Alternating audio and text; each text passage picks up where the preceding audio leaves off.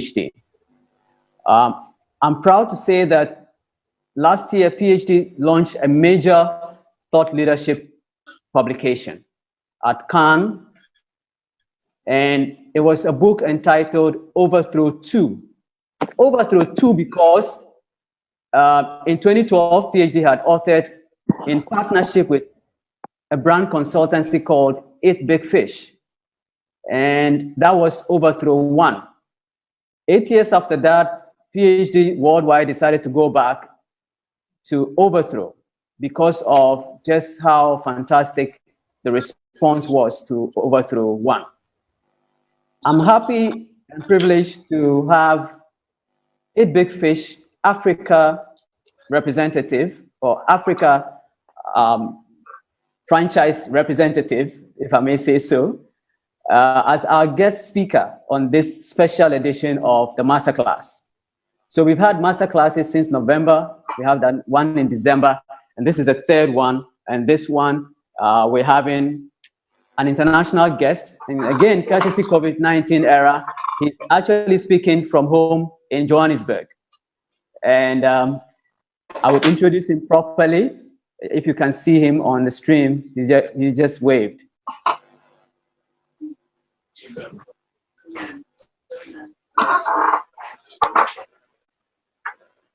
Let me do a proper introduction from the slides, then we'll take off from there.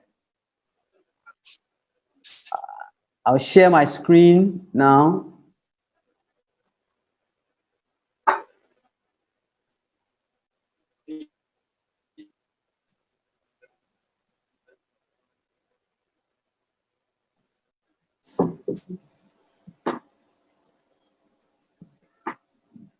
Can you please see my screen? Yes, thank you. Okay, so this is David. He's an experienced strategy practitioner with over 27 years of global and continent-wide experience in leading significant brand, insight, marketing, people, research, and technology projects for large corporate organizations.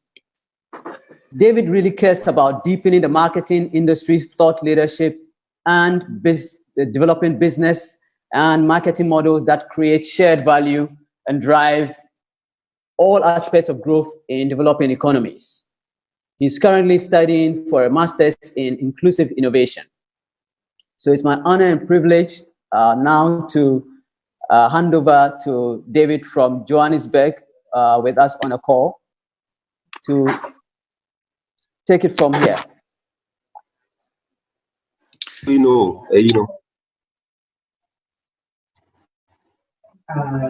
I'm ascending,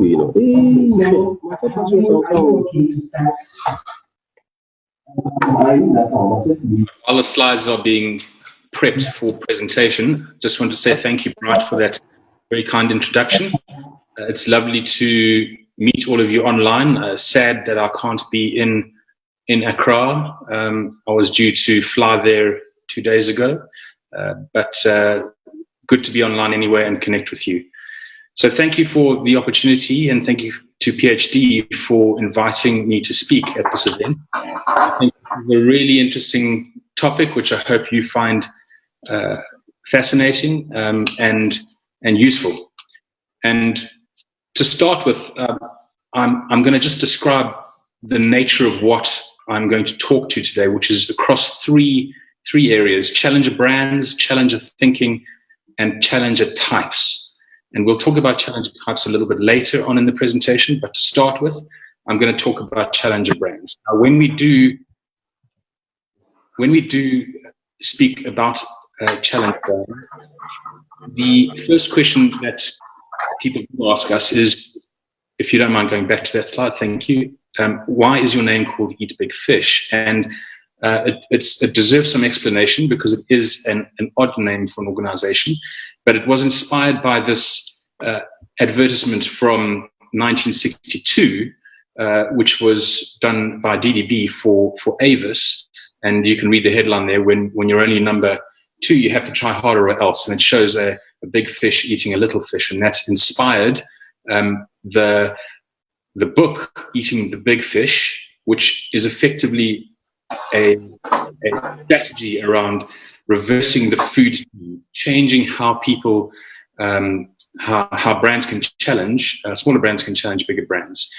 Obviously, there is much more these days to challenger brand thinking, and a lot of that has been published in all of these books over the past 20 years. And Blyth has mentioned to you the Overthrow 2 book, which I'm just going to hold up here, and you'll see it on the screen in a minute, is a new book that has been published by PhD and Eat Big Fish, and is available at Amazon.com and at Overthrow2.com, on which there are an enormous number of resources, case studies, examples, and guidelines, and also a quiz if you'd like to take a quiz to find out what kind of challenger brand you are, or what kind of challenger brand your company is, brand is. You can take that quiz online at Overthrow. So moving on, if I can start on the next slide, thank you. A challenger, the most important aspect of challenger brands and challenger thinking is that it's not about a state of market. It's not about being number 2 or number 3 or number 4, but above all, it's about a state of mind. That's the most important principle, that the challenger has a desire to challenge something, not challenge a competitor necessarily, but take some aspect of the category and hold it up and say, that's not good enough. It could be done better. It could be a broader aspect of modern culture as well, and challenges again. That's the most important principle. The next point is that there's about challenges more about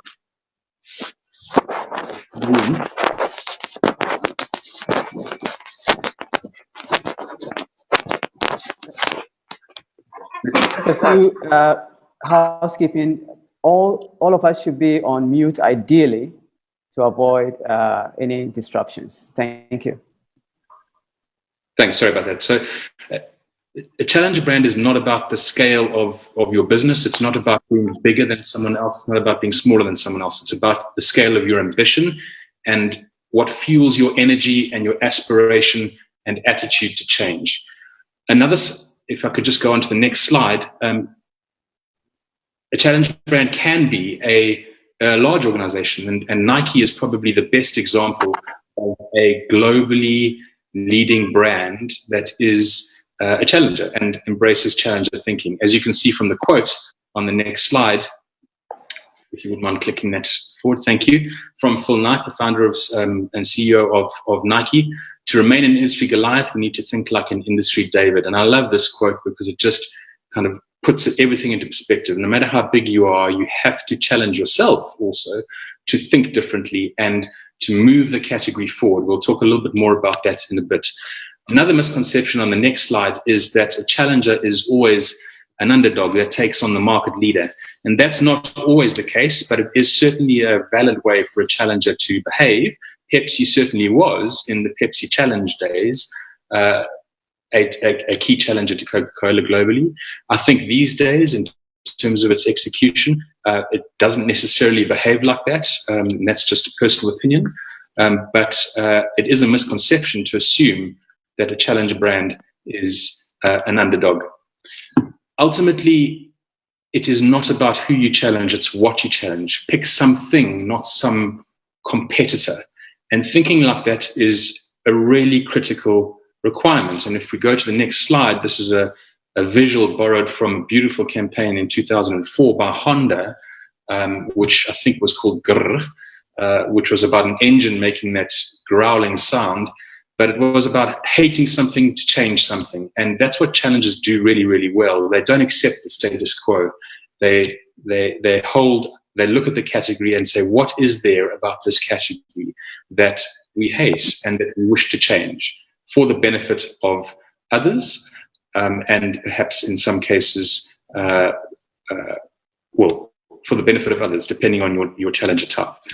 On the next slide are very different ways in which you could challenge the category. You could challenge a fundamental dimension of the category. So, for example, why can't headphones be a fashion accessory? Beats. Bloom & Wild is a very interesting UK brand who asked the question, why can't flowers be delivered through a letterbox. If someone's not at home, and lots of people, families, etc., have everyone working during the day, and flowers get delivered, but they have to stand outside. So they questioned, why can't we build something innovative that actually can fit through a letterbox, which they have done. Purple Bricks asked the question, why is it necessary for there to be a sliding remuneration scale or a commission fee, and why can't there be a flat fee on the sale of a house or a property? Nando's, as you're probably all very familiar, is a very good example of a brand that starts fiery conversations, and they challenge that aspect of modern culture. How do they inject, I guess, fiery conversations into popular conversation? And then Virgin is the last one, where we talk about challenging the boring nature of flying, and actually can you make it a bit more glamorous? So challenges insert new emotion into category, and that's a good example, actually. If you click onto the next slide, Virgin inserting glamour into flying. Or on the next slide, Soul Cycle, which is started in New York. I'm not quite sure how many outlets they have, but put partying into a workout. So the lights are dimmed, and there's a DJ live in the session, and they play it like club music while you are exercising. So a really nice way to challenge the exercise category. Challenges also look outside of their category for inspiration. So, for example, Lush, the brand of soaps and beauty products, asked, why can't personal care look like a marketplace? If you click onto the next slide, you'll see that. If you don't mind going forward, thank you. So can personal care look more like a marketplace, not like a typical supermarket shelf, or actually a dispensary in some cases, which look cold and clinical? But this is much more warm, inviting, and product is open, so you can touch, feel, and engage with it, very much like you would in a fresh vegetable marketplace, for example. Challenges also ask upstream questions of the category. So, for example, Method Home is a really good example of, and probably one of the most famous challenger brands that actually questioned their entire business model, style into cleaning. So a really nice example if you want to look that one up in terms of their history and where they've come from. Challengers also steal with pride from other categories. So as a challenger brand, you don't necessarily have to invent something. You don't have to create something new. You could borrow it from somewhere else, from another category. So if you click onto the next slide and perhaps even the next one, and you'll see what you might recognize as a very famous museum, Guggenheim. And one would, I guess, question why I'm showing you this, but I'm showing you this for the very specific reason that Igvad Kampfer, who's the founder of a very large scale challenger brand business globally, was inspired by this. Being able to, or having to enter the museum at the top and only exit at the bottom, informed the actual customer experience for IKEA. He's the founder and CEO of IKEA, or the founder of IKEA, and actually constructed the nature of the customer experience around exactly that. So only one way in and one way out. If you could click onto the next slide for me, that'd be great. And so it's important on the next slide that challengers think quite differently, that they don't try and just progress their own brand for their own sake, or don't just try and maintain their brand, or don't just try and maintain the category status quo, but actually look at the category very critically and try and figure out a way to progress it in some way. I love this example of T-Mobile on the next slide. T-Mobile in the US is a very interesting example. They actually call out not just the competition, but the entire category and say they're clueless. And that's a very strong stance to take. And if you have a look at the quotation on the next slide, it's a piece of public media from the CEO, who actually uses very strong language to highlight that they're not like the rest of the category. And if the category is not going to change, they're going to be the change that's coming. So that's an introduction to challenger brands. I'd like to talk a little bit more about the steps to becoming a challenger brand, because it's quite a specific set of elements that you need to think about and put in place. This is all available in many of the books that I've showed you, but particularly in Eating the Big Fish, that book. But there are 8 specific steps to becoming a challenger brand. And for each one of these, I'm quickly going to talk over an example for each one, just to bring it to life so that it's not purely academic, but rather very specific. There is attitude and preparation. There's building a challenger strategy. There's building challenger behavior into your business. And there's the need to maintain momentum and sustain momentum by becoming idea-centered. So if you have a look at the first part of that, attitude is really, really important. And Netflix is a fantastic example of attitude. I guess one would call it the poorer cousin to Blockbuster in the old days. Netflix started out as a mail order video delivery business. They have fundamentally changed the entire category and questioned the category by delivering all you can watch on demand, fixed fee movie delivery. And they were what we call intelligently naive in that question. Why can't the category do that? Why do you have to pay for every single movie? Why can't you pay on an overall subscription basis and then demand as much as you want within that? So a really great example of that. I really love Netflix in terms of, I guess, a wonderful example of culture as well. And some of you might be very familiar with the book called Powerful, written by Patty McCord, who's the ex for Netflix.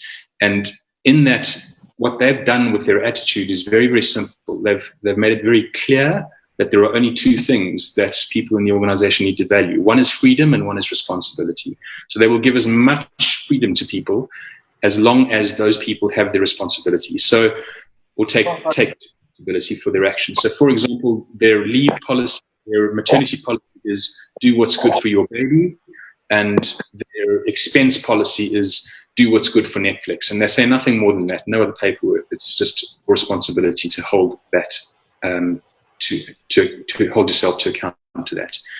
The second element of building a strong challenger brand is to build a lighthouse identity. And this is a model we use in all of our workshop-based activities, which we undertake to develop challenger brands and challenger brand thinking inside organizations.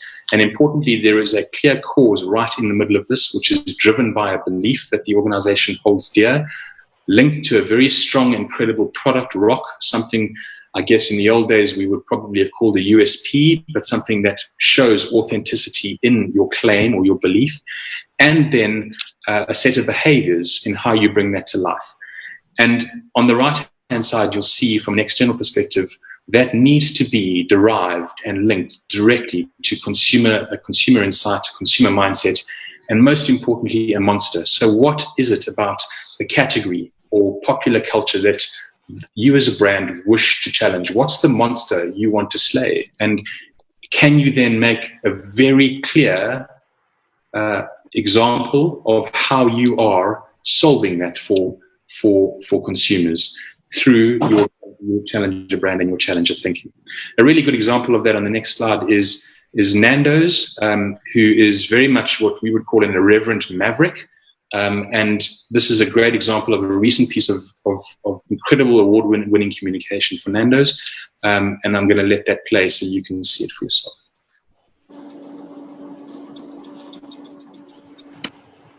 That's not there. Even when I say Lelo, I get the red line. It's a Xhosa name in the computer. Always get the English name. The line underneath, like, actually what? Well, that's my name. You decided that it should be incorrect. Why is yours more special than mine? You're not seen as like, it's not a real name. It's annoying. It's not uncommon names. We should also be part of the dictionary. Nando's, the nation's firebrand, whose name also gets the red line, wanted to fix this one name at a time. We asked people to add their names to a database. Nando's have launched a campaign called #WriteMyName. The American-based system see any African first name as a misspelling. Nando's have done something really clever about this. They're calling it Write My Name. We called on famous South Africans, presenters, politicians, and musicians to add their voice to the campaign. Let's get rid of the red line. today, you know what? I'm removing this. No more red lines. What's that? Then, in a media first, the nation's largest newspaper allowed us to underline names in their editorial content. The idea fired up the nation. Over 70,000 South Africans added their names to the list. Then, on the 21st of March, Human Rights Day, the names were presented to the people and made available for download. In a few simple steps, computer dictionaries across the country were made more inclusive. Less than 5% of the world have traditional English names. So Nando's launched Write My Name internationally, ensuring our technology is made more inclusive now and for the next generation. My name is Luto and I feel proud of my name.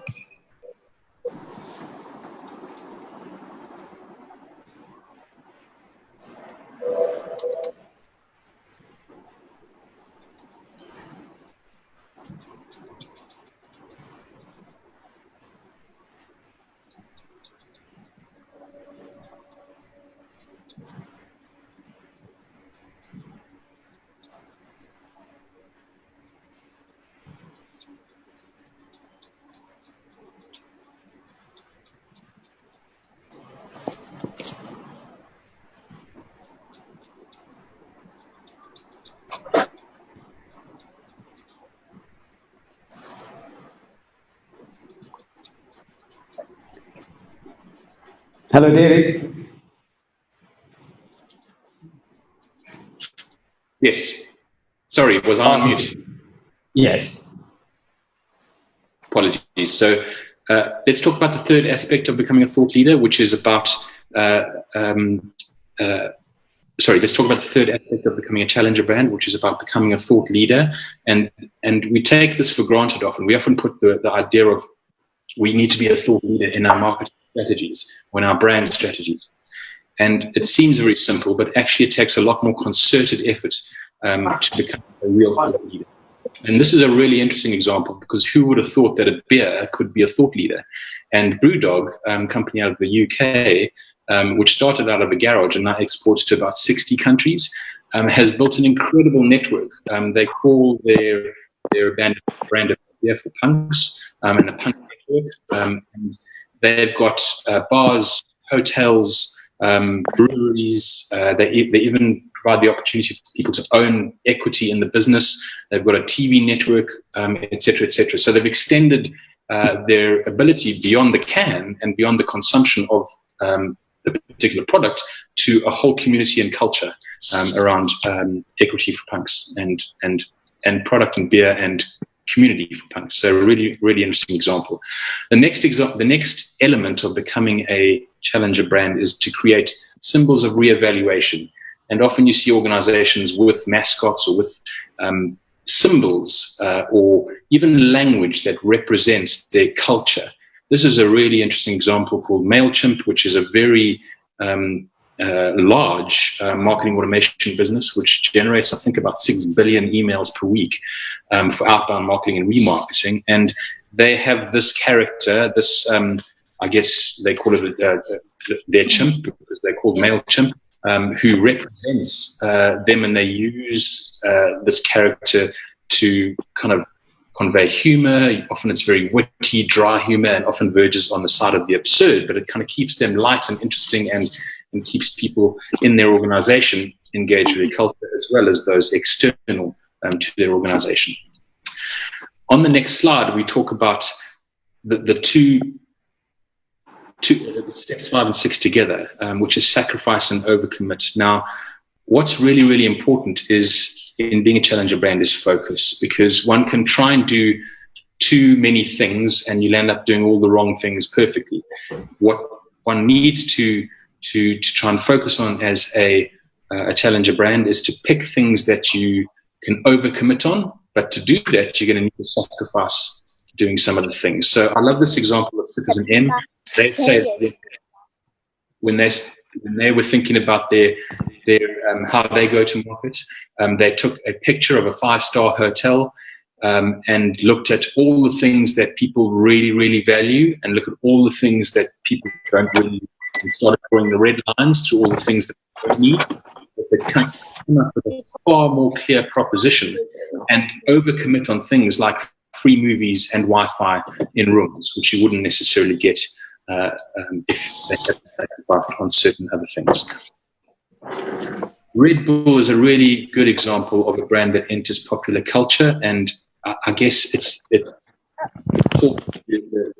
fact that people, it's not what people buy, it's what they buy into, and they've created such an incredible following. Even if people don't necessarily consume their product, they've such an incredible following around a shared mission and a shared identity and culture of extreme experiences, whether it be daring events in cliff diving to Formula One, for example. And then lastly, become idea-centered. Now, this is a really lovely example of a fashion business that's built out of the US, but have factories all across the world. It's called Everlane, and what is really wonderful about them is that they took a really key idea, which is about radical transparency.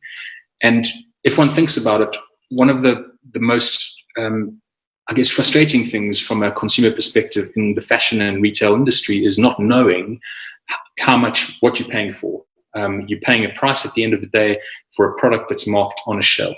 And what Everlane have done is actually challenge that entire thing, or challenge that entire category construction, and focus on an idea of radical transparency. So if you click onto the next slide, if you look on the Everlane website, you can actually see their factories in action. You can see their workers. You can see the environment in which their workers work. So they've opened up their entire value chain to actually, even to the point of showing consumers how much they're paying at every single moment in the value chain. So the next slide actually shows an example of that.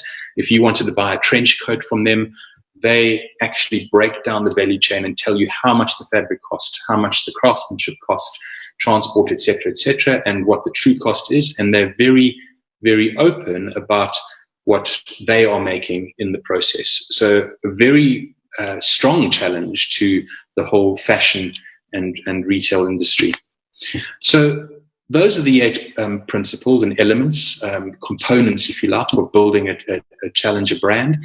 And if you click onto the next slide, just to summarize. So David, before you go on to the second half, yes, shall I just do an informational break?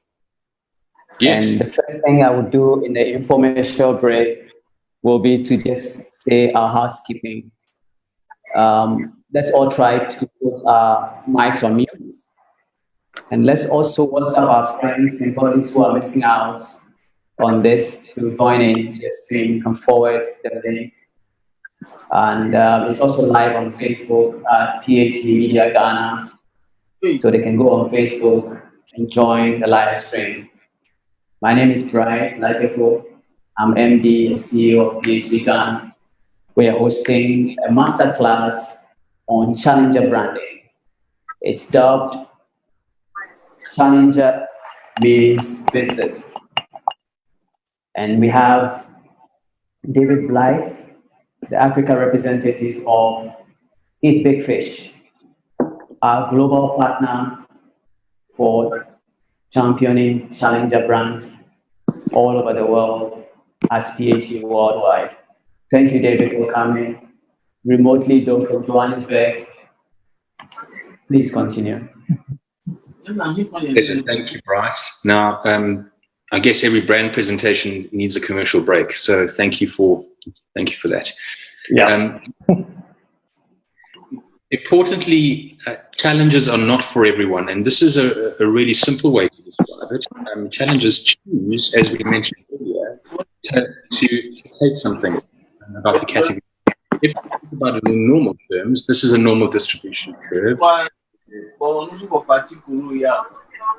where most people would be in the middle, or most brands might sit in the middle, which is, I guess, ambivalent territory. And I love the quote from the founder of Eat Big Fish, Adam Morgan, who says that the thing that should scare us the most is not rejection, it's indifference.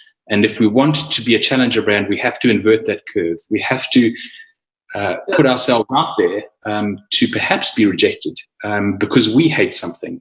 But we also can be much more focused by targeting a much more an audience in a far deeper way, in a way that creates far more connection, because there are those, even though there be a smaller audience, who absolutely love what you stand for. And that is a really powerful thought, is how do you invert the curve in your own? Can you pick something to hate? Can you pick something to challenge that is going to move the category forward? On the next slide, an interesting example, which most of you might be quite familiar with, actually, is Hendrick's Gin. And if you haven't noticed it before and you have a look at their packaging, they actually call this out, this idea of it not being for everyone. Makes it a very powerful brand and actually raises the, I guess, aspiration and appeal of the brand by not being for everyone, not trying to be everything to everyone. And they call that out in their packaging and all their communication. Now, when we're developing challenger brand thinking, when we're working in workshops with organizations and the brands that they represent, there are many exercises that we do to help stimulate thinking, because one can pick an idea out of the air, or one can have a subjective point of view. But it does help to really work through different ways in which you could challenge the category. And so I thought I'd show you an example of one of the slides we use in these workshops. So identifying some of the conventions in the category and actually doing exercises like a Zoom exercise, which would be, how do we focus in on one particular demographic or one particular need set and solve only for that? We've spoken about inserting new emotion into the category, like the Virgin example, putting glamour into flying. Another example would be, take over. What would it mean if we were in the airline, if I was in the airline industry and we were taken over by a fashion brand? What would that mean for our business? Redefining the category itself, actually thinking about how we change the measurement or metrics or the way people see us in the category, and reframing our value proposition in a new and interesting way could be the role or offer exercise. There's another one called flipping, which I'd just like to give you an example of to bring it to life, which is taking something in the category and deliberately turning it completely on its head. So if you click onto the next slide, this is an example in the laundry detergent industry. Good laundry typically removes dirt from clothing, and that is, I guess, a basic expectation of the laundry and detergent category. But actually, if you think about it and you click onto the next build of the slide, it's the fun moments the fun moments that actually make your clothing dirty in the first place, whether it be playing sport, whether it be kicking a ball outside, or whether it be accidentally spilling wine on your clothing at a dinner party. It's those fun moments that actually make your clothing dirty. So what if you click onto the next build, we tell stories about why dirt is actually good. And that's what Persil, known as Omo in different markets across the have used to say dirt is actually good. And that's one example of how you could use an exercise to rethink the conventions or natural structure of the category and challenge it in a new way. So onto the last section, if you don't mind, of the presentation, which is about challenger types. And Bright mentioned earlier that this is the second Overthrow book. For those of you that weren't online earlier, this book is available at Amazon.com, and there's a very valuable resource called Overthrow2.com, on which you can find incredible reference material and case studies and examples and a quiz where you can actually decide or find out what kind of challenger you are as a person, or what kind of challenger your brand is.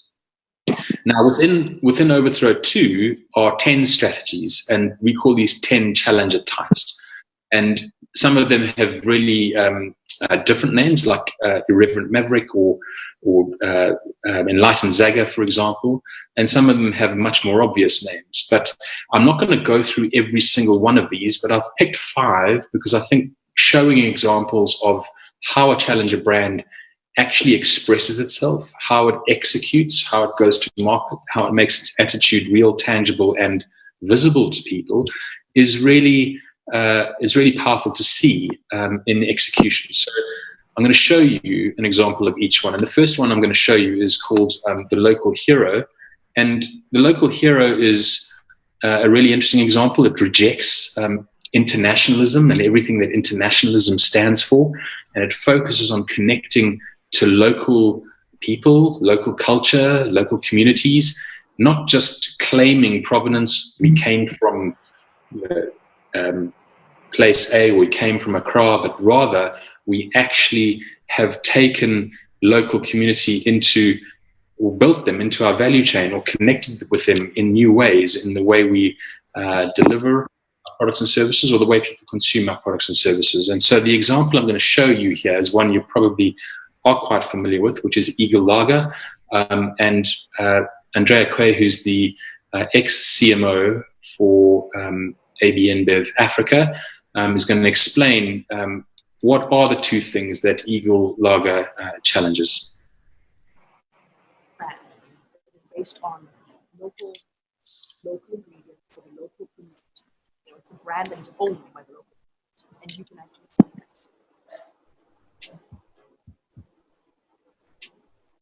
My name is Andrea Quay. I'm the Vice President of Marketing.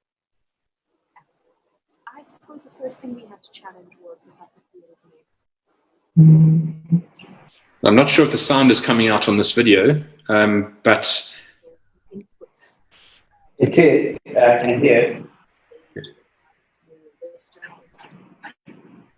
Beer has been made like that for centuries, so that was the one thing that Sorry to cut in. I'm not sure if Maureen's mic is on.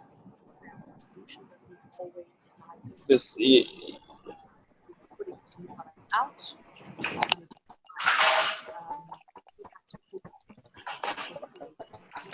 To identify which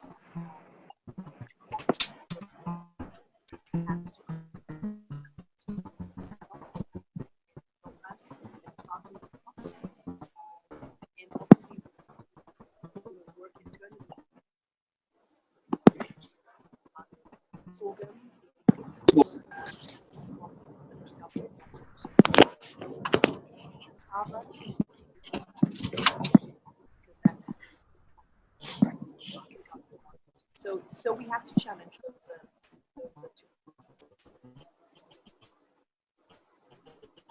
Do I need the audio play? It didn't play? I could hear the audio and see the video. Okay, that's good. So if any of you couldn't hear the audio in that particular video clip, it is available at overthrow2.com. It's really interesting to watch, and just talks about how Eagle Lager and AB InBev in particular had to work with government and work with community groups, etc., to be able to incorporate cassava as an ingredient into the production of that beer. So a different way of making beer, and actually making it more locally relevant and supporting local. If I can go on to the next example, which is United Zaga. Sounds like a very interesting name, but it's very simple to explain, which is a brand that swims against the prevailing tide in the culture or the category. So when everyone else is zigging, this brand zags. It does the opposite. It provokes the category. It provokes people. It says, why are things done like this when they should be done like that? There's not very many zaggers out there. It's a difficult challenger type to be. But what I thought was a good example in your local context, perhaps not in its fullest extent, but actually in looking at some of the online work and social media posts from Stanbic, I thought some of their language, some of their intelligence, some of the that they put into their communication, even their social media manager who is posting, very many gifts and responses to people. It's almost opposite to what you would expect from the category, and embracing new ways of communicating with consumers is different to the way the category typically operates. And I think the card launch, in particular the credit card launch, was something that displayed that kind of attitude in Ghana itself. So I thought that was a good example. The third example I'm going to talk to is one of democratizer, which is pretty obvious, taking something which was previously exclusive or available only to a few people and making it much more widely available, and challenging the idea of elitism and exclusion and making the category much more inclusive for people. I really love this next example, although I just want to highlight that there are lots of brands like this out there. TED, for example, TED Talks is a really good example. Zara is a good example. IKEA is also a democratizer. But this is a really interesting example from the US, where an organization that's an MVNO, so a mobile virtual network operator, who operates in quite a regional context, wanted to democratize something that's actually not directly relevant to their to what their product is, but actually it links back. So giving people a voice in America who previously could not vote. So if you don't mind playing this, I hope we can hear the audio. There are complaints about the fewer number of polling places. The racially and economically oriented placement of polling sites is disgraceful. I spent 9 hours in a gym packed full of hundreds and hundreds of people. We're the only advanced democracy in the world. Systematically put up barriers and make it as hard as possible for our citizens to vote. Low-income and minority voters face longer lines and have fewer places to vote. Boost Mobile stores are located in these communities. So we did the unprecedented. We turned Boost stores into voting stations.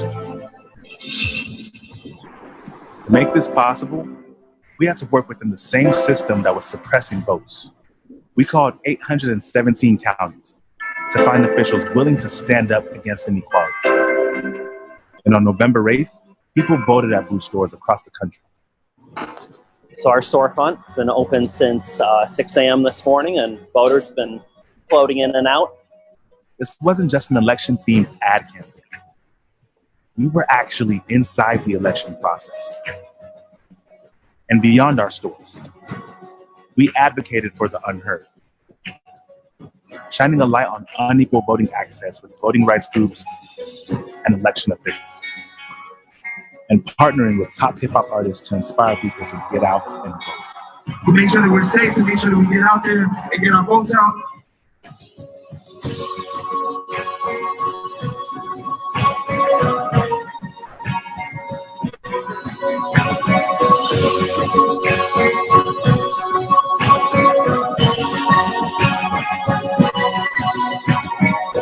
Everybody has a voice. Just let it be heard.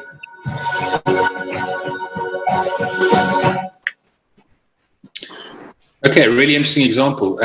I hope you enjoyed that example. Blyth has kindly inserted a local example for me, which I think is, have you inserted that? Yeah. Right? Okay. Okay, so the next generation challenger questions the appropriateness of the market leader and actually says it's time to move on. We need something better in this category. So here is a local example, which I think is Fidelity Bank. No? Yes, it is. I hate to ask. That's not. No. Okay, so let's move on to Fidelity. Here we go.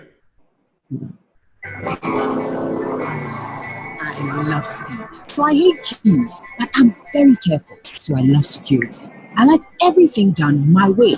I want convenience. That is why I use the new Fidelity mobile app for my banking transactions. With the new Fidelity mobile app, I get to send money from my Fidelity account to any of my mobile wallets, MTN, Airtel, Vodafone, Tigo, and vice versa. Top up airtime for all networks, pay for goods and services at my favorite stores or shops through my personalized QR code, pay utility bills, transfer money to any bank accounts in Ghana, locate nearby ATMs and branches, check for balance and view mini statements, request for checkbooks, and more. The Fidelity mobile app is very easy to use, safe, and convenient. Download now from Google Play or Apple App Store and self-register right where you are without visiting a branch. With Fidelity mobile app, every time is banking time. Fidelity Bank. Believe with us. So the next generation challenger basically says that was how things were done. If that's how things were done, we're going to do it differently, and we're going to progress the category. If you want to show Blyth the Emirates example, you're welcome to go back to it if we have the time. Otherwise, we do have the time. But before we go to it, I'd like to say a word or two about Fidelity Bank. So Fidelity Bank was one of the few brands that got challenger brand and challenger narrative applied to work done by a PhD back in 2012. And that's when Fidelity Bank was looking for their blue ocean, where they wanted to position themselves in a space that was forward-looking, that would take them up in the rankings of the top banks in Ghana. And we were privileged to work with a consultant in a creative space, and we partnered with that consultant in the media space as PhD. And so we have applied challenger thinking to local brands to effect.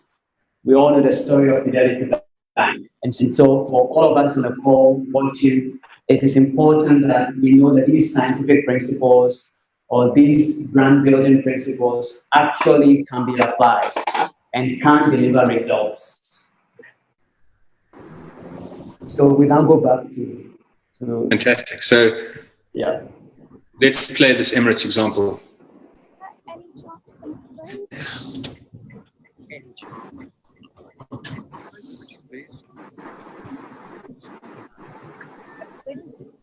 Well, hello, Bright and David. I don't know if I can just share something a little bit about Fidelity, if that's okay.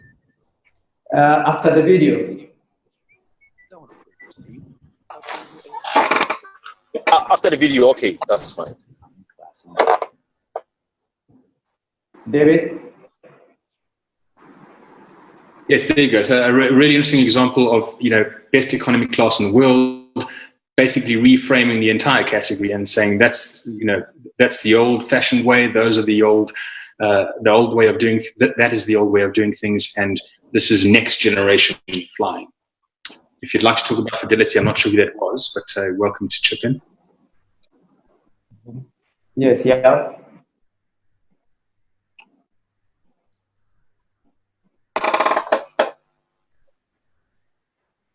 All right, we'll come back to Yao in the Q&A and discussion session after the presentation. All right, perfect. Let me move on then to the next one, which is People's Champion.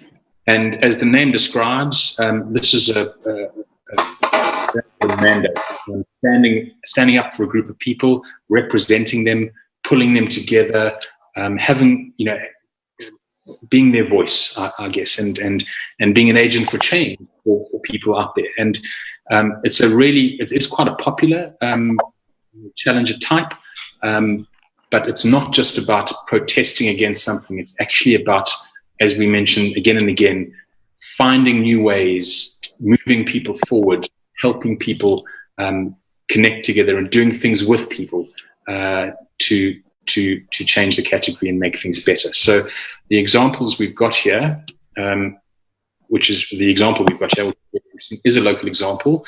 The Awake brand, who describe themselves as a charity-driven bottled purified water, which I thought was a very interesting description. I've never heard that kind of description for bottled water before. But I think in their communication, one can see One for Life. One can understand, if you look into their corporate communications and their holding company, that they're doing a lot from a social responsibility perspective. They're doing a lot to tell people to drink enough. They're linking into national events and promoting those and pulling people together, if you like, behind a cause. So I thought that was a really neat example, and I think Blyth has managed to find a cut-down video to play of this one. So if that is next, then we can play that. Well, I didn't get the video inserted in time, but then talking about the holding company, yes. In the wake of COVID-19, the company actually has a line for producing alcoholic beverages and they've turned that into one that makes hand sanitizer. Very good. So that's a good response to a cause that is a worthy cause, very much in line with making sure that the average person can also afford a locally made sanitizer. And in a day and time that is the difference between life and death, it goes a long way to underpin the positioning and the thinking of the entire group, the Kasapreko group, and of course, the way they put it out with the Awake brand. It makes them stand out. Yeah. And I think it's quite amazing that they make quite a very bold claim to say that each bottle purchased will actually help will have a significant impact on someone's life. And I'm not sure of the return loop on measurement and communication in that regard, but if they're able to do that, I think that's an amazing value proposition from bottled water. Sure, they've been giving back using that approach, donating money and saving lives through providing money for those who want to do heart surgery and cannot afford heart surgery. And so that's one of the things that they've really actually done. Brilliant. Okay, and then on to the last challenger, type of 4. I guess we have some conversation, discussion, Q&A, is the feisty underdog. And this is one that people often assume challengers are, just by nature, as we mentioned earlier. The Pepsi challenge, if you like.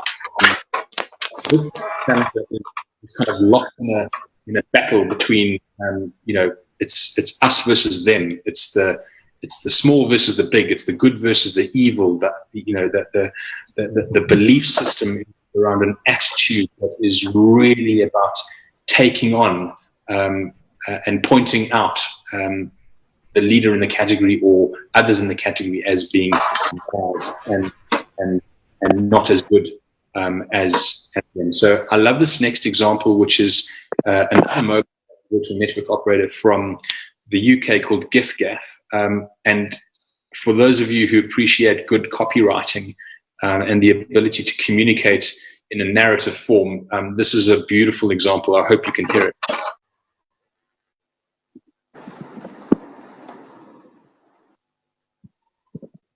It's a big wig and a big leather chair and a big guild. Small sits on the stool, small's nobody's fault. Big trips out small.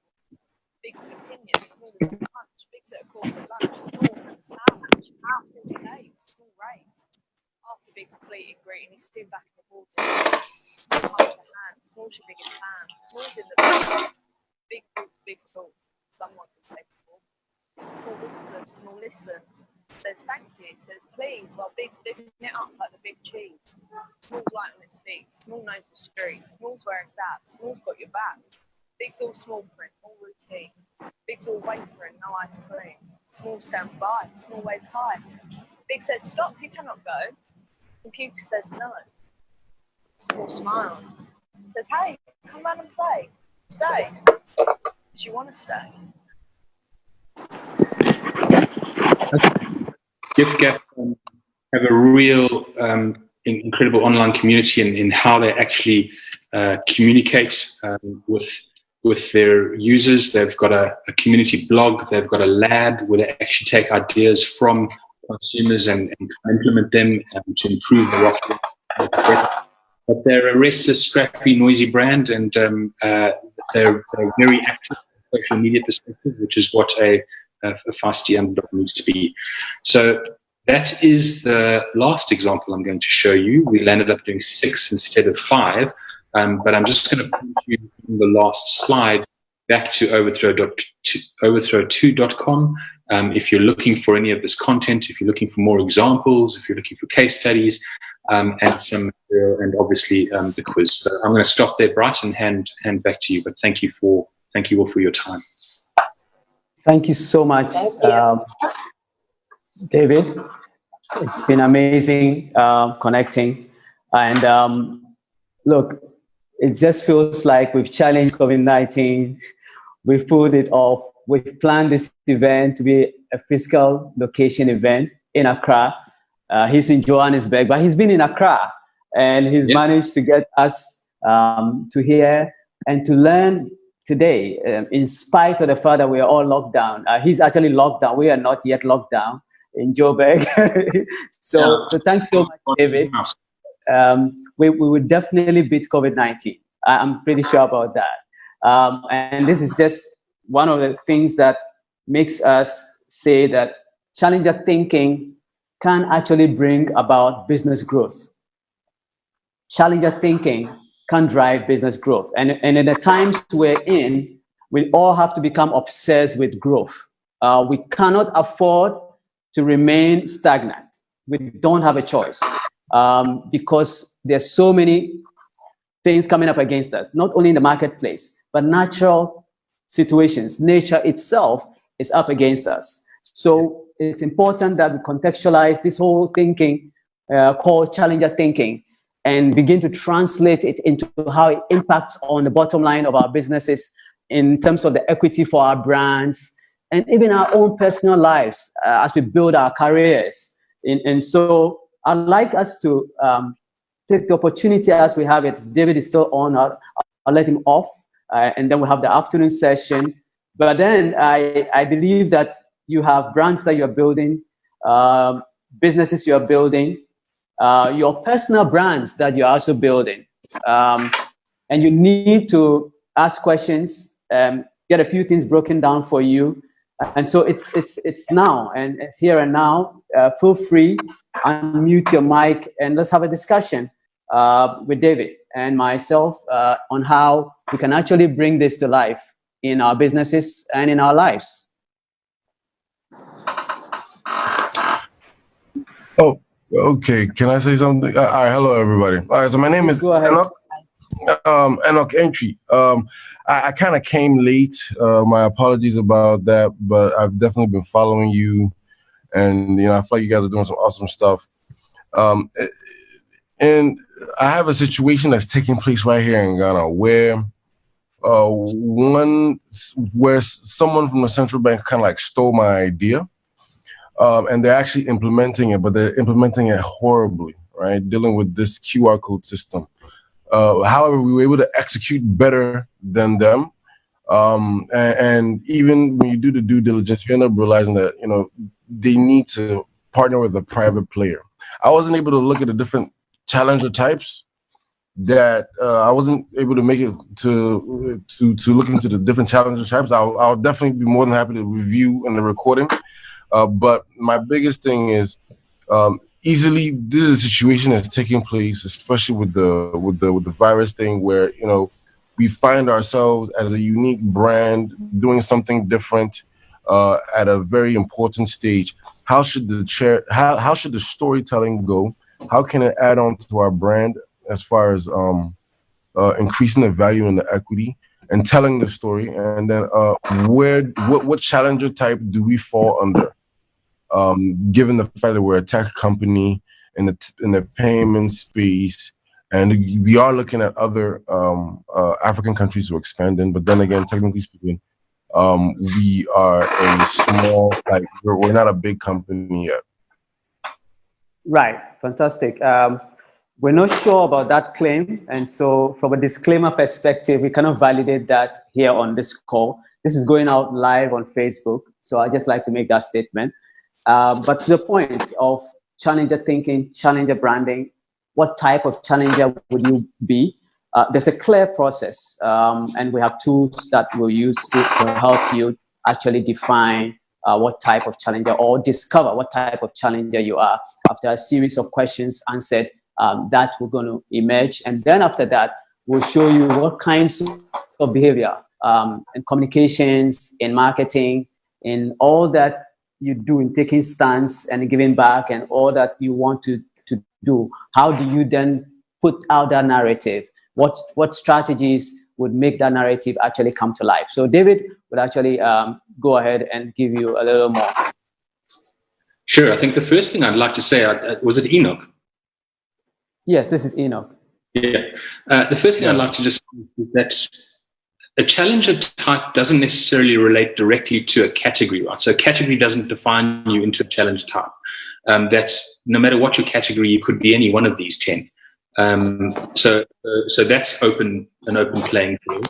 I think not knowing enough about what your business is makes it very difficult to pinpoint and to say, look, you're an enlightened Zaga or you're a democratizer. But maybe if I could understand perhaps what the primary benefit is of what it is that you do, that might help a little.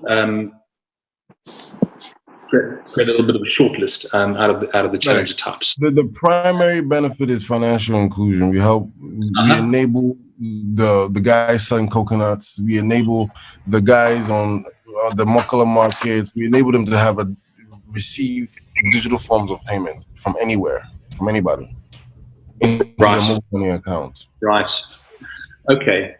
Look, I mean, at kind of first glance or first response, and it's a very uninformed one, worked on a very similar service like that. It's a payment service called Yoko.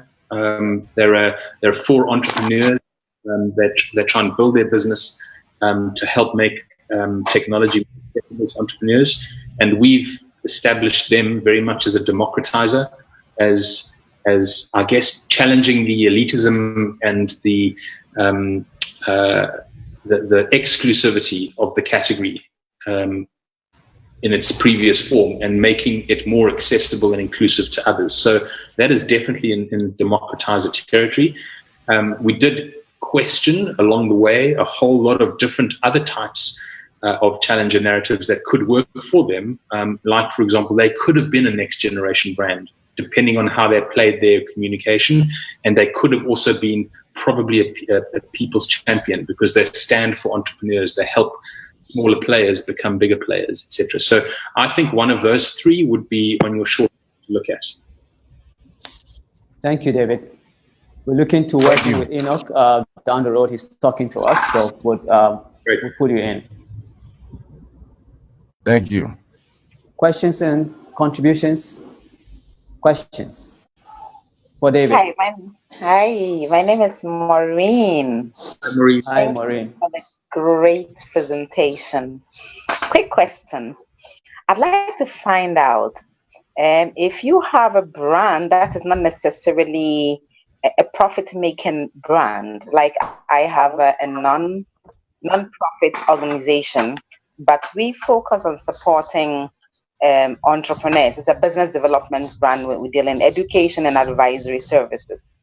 Now, because it's pretty small and it's also dependent largely on development assistance, because we are supporting more vulnerable people, people in the small and medium scale enterprise sector, it's really challenging. How do you build a brand that challenges the status quo as a way of getting support to support a lot of vulnerable people to just have a livelihood, economic development, and contribute to national development? It's something that's really beating my imagination, and I don't know whether you have some great stories or cases of such institutions, non-profit making institutions that are doing very well, and which of the challenging whatever strategies we should be using, challenger strategies we should be adopting to do that.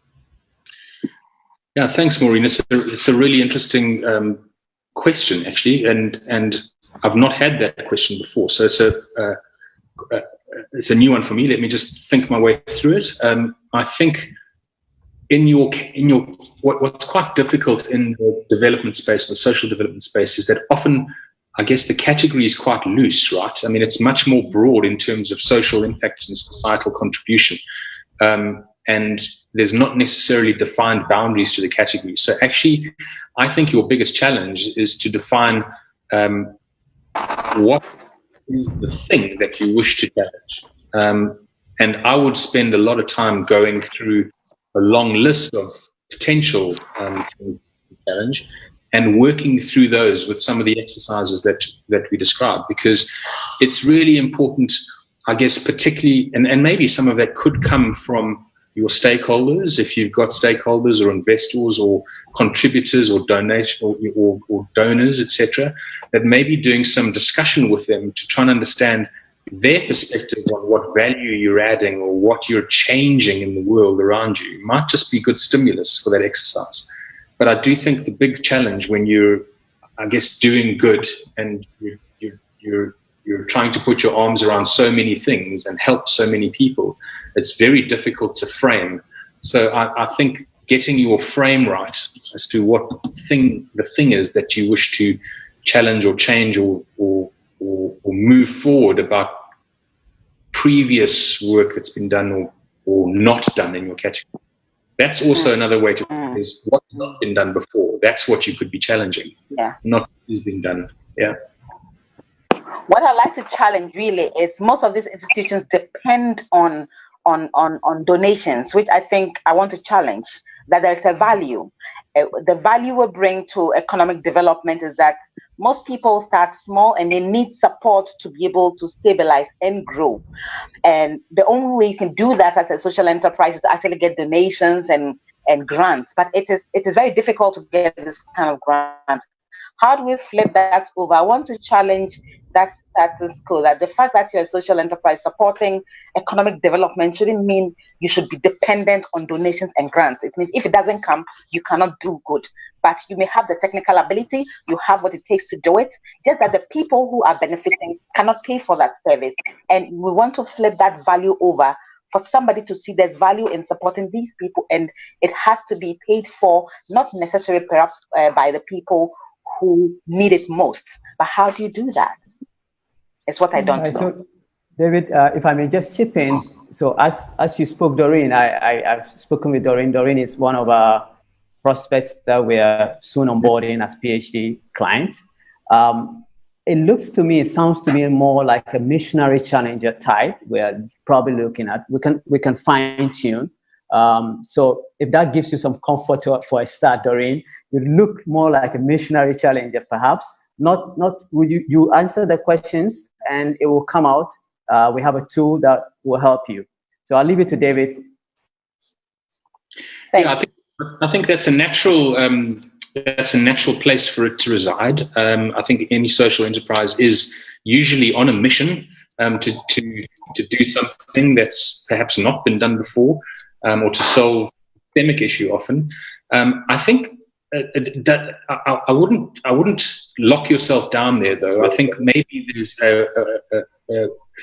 before you choose to follow just that path, I would investigate others as well. But before investigating them, I would spend more time thinking about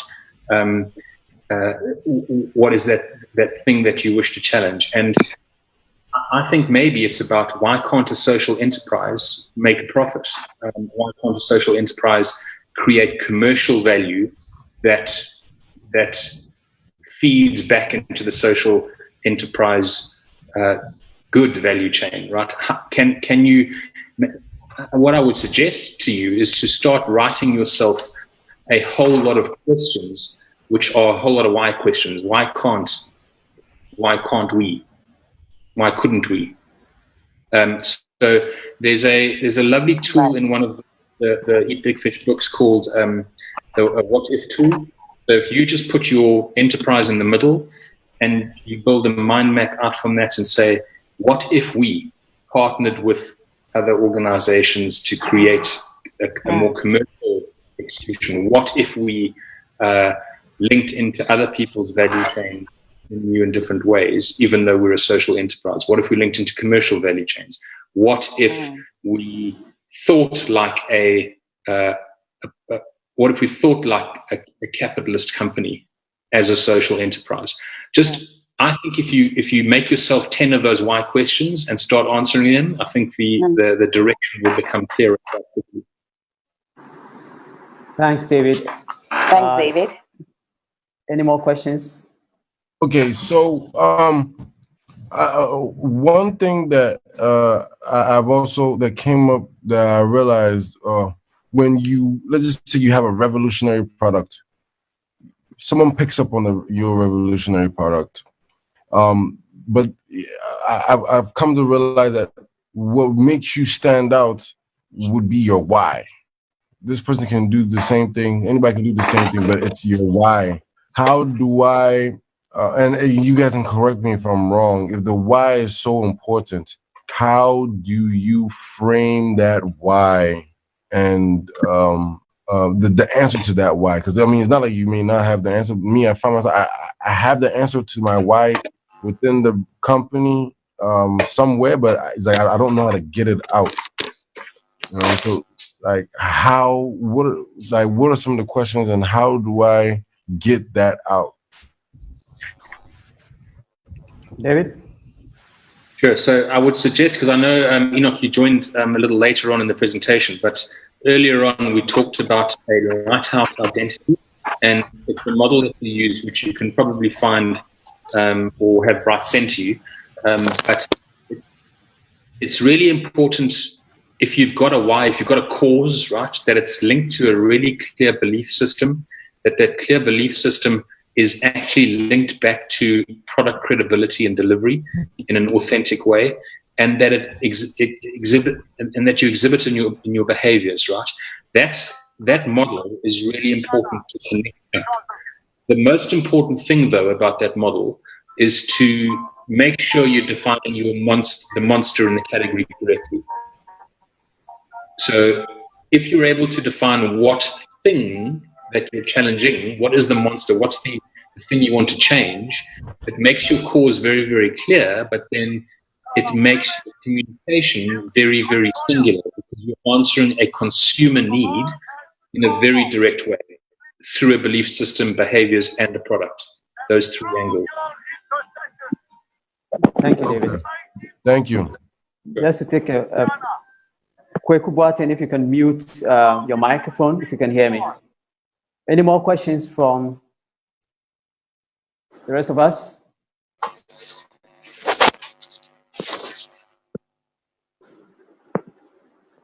William, you want to ask a question? William Dote.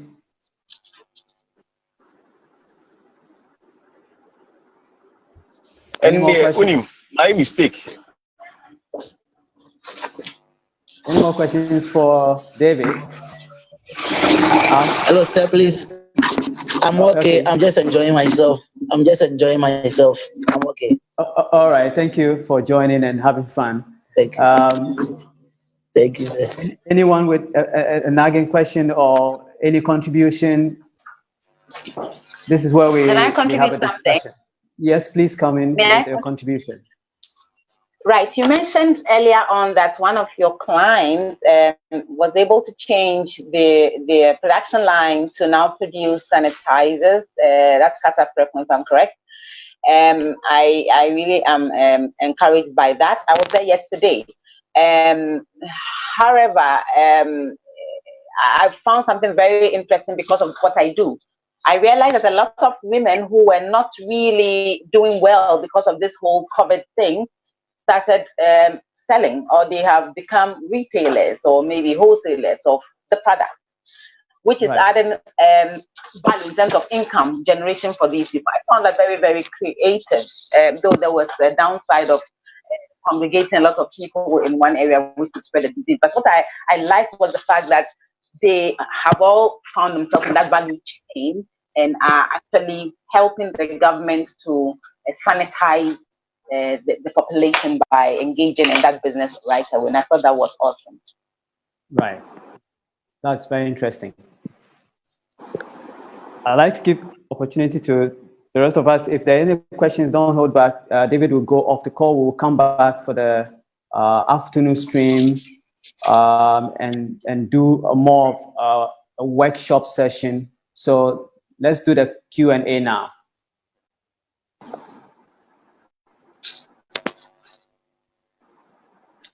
Bryce, if there aren't any, okay, I'm just coming in again. I've been listening all this while, but I have been in town as well. So just a quick one that I want to just put through. I'm in the financial services sector. We've had a lot of what do you call it? We've got some shakeups quite recently, and that is sort of affected the general confidence. Now, I'm within the investment sector, and then trying to come up with a pension product for the informal sector, those who sort of are in the SME side. Now, the whole industry's brand is a bit rigged, if I can say that.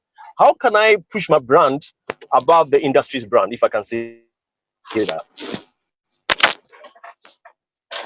Is it actually possible that my personal brand can sort of be above the industry brand in terms of confidence and sort of get people to be involved in the investment or the pensions products that I'm looking at? Your personal brand. Did you say your personal brand? Yes, it is. Yes. Well, it's a pension product. It's a pension product that I'm launching for the SMEs, the informal sector, and those who are not within the formal sector and have a pension, any form of pension.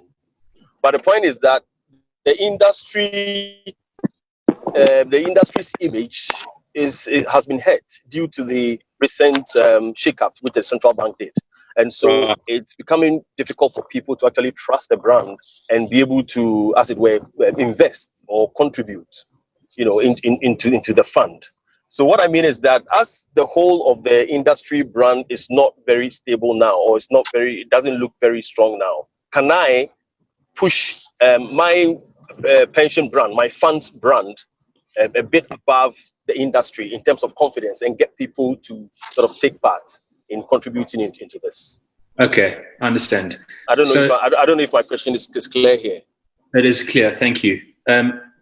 Look, I mean, the financial services category in general is a very, I guess, disfavored one from a consumer perspective. Very often, first kind of perceptions of it are, big and corporate and unhelpful. So, and understanding that the problems that your sector has been through recently, it doesn't mean it's the wrong time to do something. I think it could actually be helpful for you to do something if you were very clear around what you're solving. So I think your challenge is to find what is the monster, and if the monster is just what did you call it, hiccups or whatever you call it, problems that you've been experiencing in the category. I think you need to find something that those might be symptomatic of something. How do you roll up to the root cause of those things and make that your thing that you own? Make that the thing that you change for the better for the whole category, which might mean that you could become, a kind of local hero or a real inhuman kind of challenger. If you look those challenger types up, or even a people's champion, because you're changing the nature of you're helping people pull together in a community to fight an overall category cause. And that's one way to do it is to actually not make it about you, make it about all of you together, the collective. So you as a brand become part of the SME system, helping the people in the system fight the system. Okay. Does that make sense? Yes, it does. It does. So just to recap it, one way is to be able to build it gradually by getting the people on my side, kind of to make it a community sort of brand. Is that what it is? I'm suggesting that perhaps the issues that have the categories been through are probably consequential, right? Of something that's not been done or something that's been done improperly. What is that thing, firstly? Can you pick that up, hold it up as something as the enemy? Yes. Okay. And can you make that the enemy of the people? Yes. And then can you be the voice of the people? Okay. Does that make sense? Okay, I get it. Yes, yes, I get it. Yes, because I'm able to tell exactly why it went the way it did. Yeah. The industry went the way it did. I've been in the industry for quite a while, so I know why. Yes, and so sort of be a kind of a champion for the people. Okay, and sort of be able to straighten it up. 100%. Yeah. Okay, that's fine. That's fine. Yeah, thanks a lot. Yeah, so the way David has put it in other writings, he's done is make the monster more monstrous. Okay. Make, yeah, make the monster. I mean, you see the monster. Yes. Make people feel that this is too bad to be happening in the first place. And, and champion the change. And you find people joining you to make that happen. And I have what it takes to change it, actually. That's to great. do something different. Good to know. That's brilliant. So that's a starting point. That's really the starting point. Great. Yeah. Last question. Thank you very much. Pleasure. Last question. Okay. So I'd like to say thank you very much for making time to come on the Masterclass Accra Challenger Means Business online stream. This is very useful, and we intend to continue as PhD. I would like to thank David Blyth again for dialing in all the way from Joburg and really taking his time to take us through and begin to change mindsets. So what we try to do is not really giving you skill sets, because you'll be very skilled in your area, you're very experienced, covered many years, but you need a mindset shift, especially in these times that we're in. If you have to grow, if you want to grow, you want to pick something and take a stance around it and challenge that, and that can be your path for growth. In the afternoon, we'll be talking about funding. They say that you do not need money to start, but you need money to grow. We'll be talking about marketing as well. For your brand to grow, you've got to put money behind it as well. You've got to do creative, innovative marketing for it to have disproportionate growth. The brands that are growing are not only the brands that are big, there are also small brands that do not have a lot of money for marketing, but they are growing because they take a challenger stance and they approach things a bit differently. And I'll talk about that. We've done the science. We've found out the commonalities in behavior for all the challenger brands that we've profiled around the world. And we've actually distilled that into what I call the science. And I'm going to share that in the afternoon, and try and join in if you can. We'll record that stream as well and make it available online for yourselves and many other people to benefit from. Thank you so much, David, once again, and thank you for joining the rest of us. Would be online, would keep the network, we'll keep the link, and we'll make sure that we progress from here and really bring it home in terms of making sure our businesses are growing beyond the category growth rates. Thank you so much. And have a great day. All right, thanks. Excellent, Bright. Well, a good luck for the rest of the afternoon. Right. Thank you very much. Thank you. Bye for now. Thank you. Bye. Bye. Bye.